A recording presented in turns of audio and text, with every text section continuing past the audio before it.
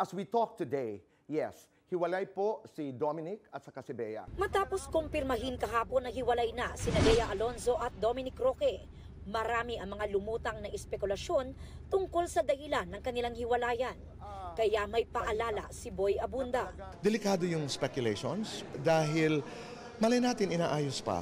Malay natin nag-uusap. I don't know. How much do we really know? How much do we really know? Kaya yung aking call, yung panawagan na sanay, we can be a little kinder. Tumanggi si Tito Boy na pangalanan ng kanyang sources, pero hindi pa raw niya nakakausap sina Bea at Dom pagkatapos ng kanyang mga sinabi kahapon. Tito Boy, nag-reach out ba sa'yo si Bea or Dominic after that revelation? Hindi pa. Hindi pa. And But do you wish to talk to them or did you reach out? like you, I'd like to be able to do an interview with Dominic, with Bea, and get it straight from them. Get it straight from them. I can imagine that what they're going through is very difficult. Hanggang ngayon, hindi pa rin nagbibigay ng komento sina Bea at Dominic.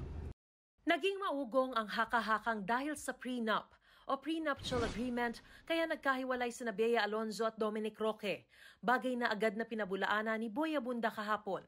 Ang nag-volunteer sa nanay ni Bea na okay ang prenup ay si Dominic. So I don't think it is and it was an issue unless nabago po yung kwento. It was not a problem because it was not an issue, to be fair to Dominic.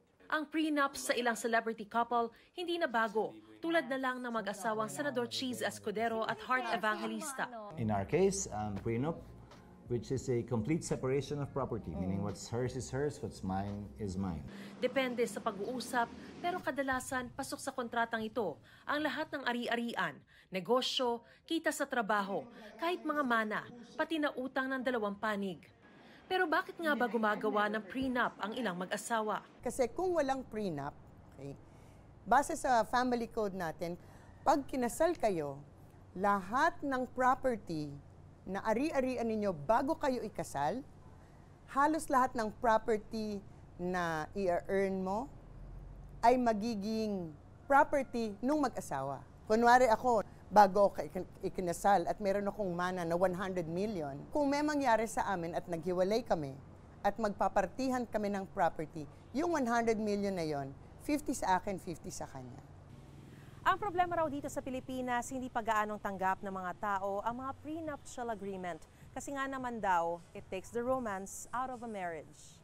Para maging valid at epektibo ang prenup, kailangan nakasulat ito, pirmado, may consent ng dalawang partido, at ginawa bago ikasal.